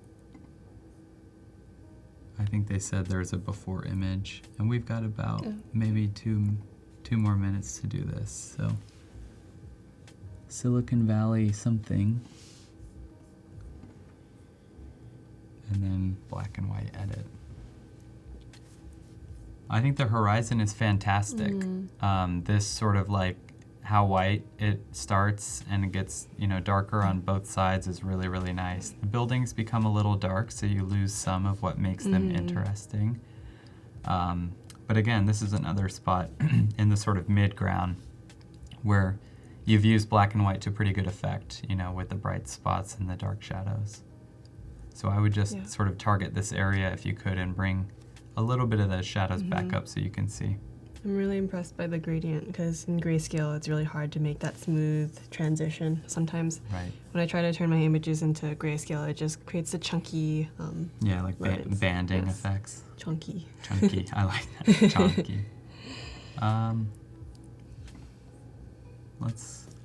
I think this is great. They really brightened up the leaves and darkened the clouds from the original.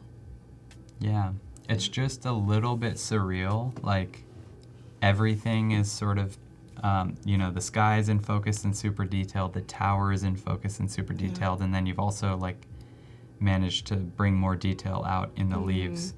The leaves in the Eiffel Tower are equal with their amount of detail and the shadowing, which is good. But you can kind of tell that the leaves are more forward. So I think they should be darker and a little less in focus. Right, yeah, because your eye would see the layers of depth, I think. So we'll do two more, I guess, just because we're running out of time, even though I know there's a ton here.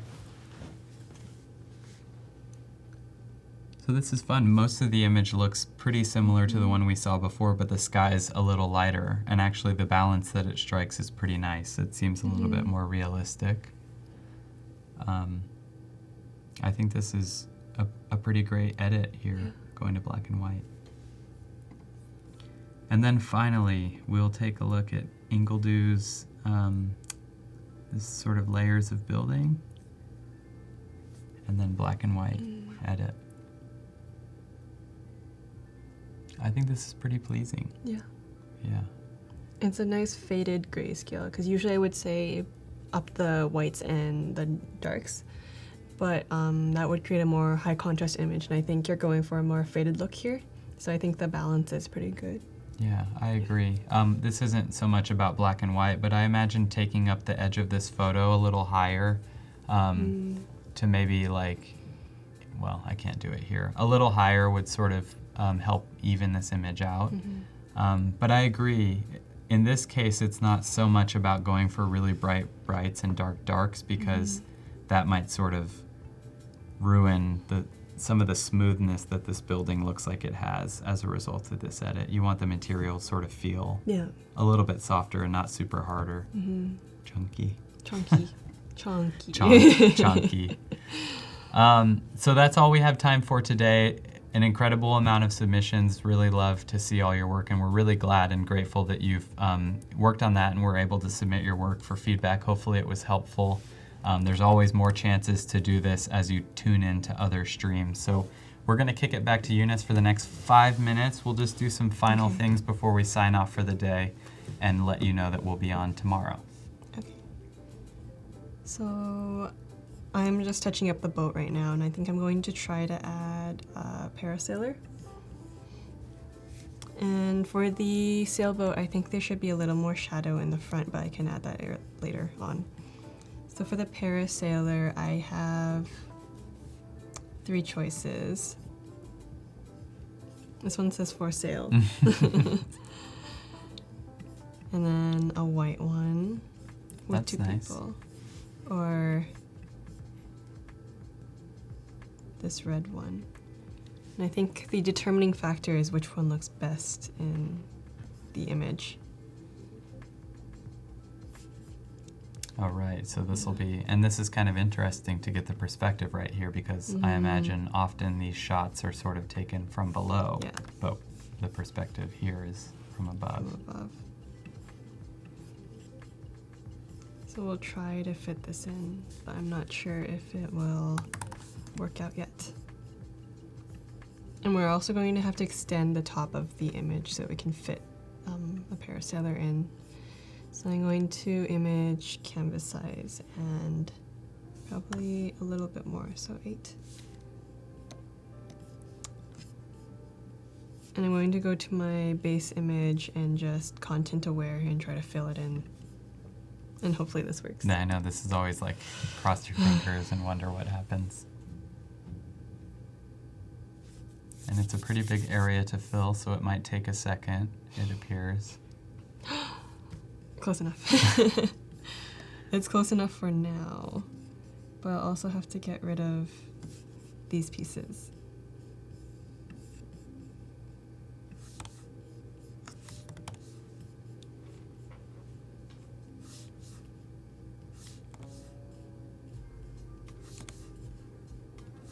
And as always with content-aware fill, there's a number of, it's just step 1 in the process. There's ways of smoothing things and blending things and being manual about it afterwards, but definitely like extending the image, the idea of doing that for this image is a good one. I'm probably going to crop it around here, and I'll fix this a little bit later. Think you can do it in a minute and a half? Probably not. Nope. But it's okay. If I don't finish, I can do the touch-ups a little bit tonight. later. Yeah.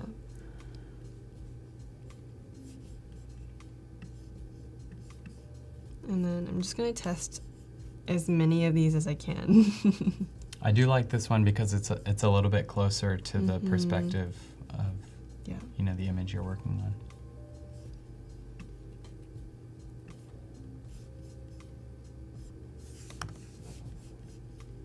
These are just very roughly taken out.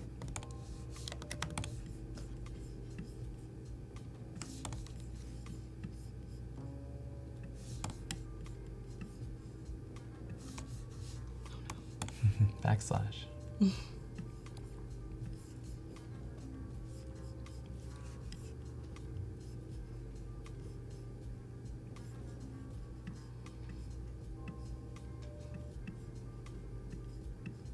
So the problem with this one is it's a little washed out in comparison to the background image, so I'd either have to change the parasailer or the background image to create a nice composition. And now the red one.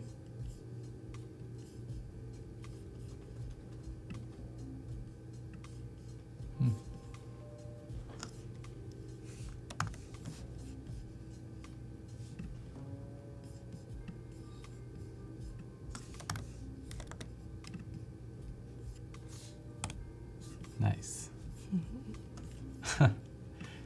Giannis asked for a nuclear submarine. I think that is all the time we have today. I know you're going to probably go and finish this either tonight or over the next couple days. And if you want to check out Eunice's work where this image may appear, please find her on Instagram, @editmyreality.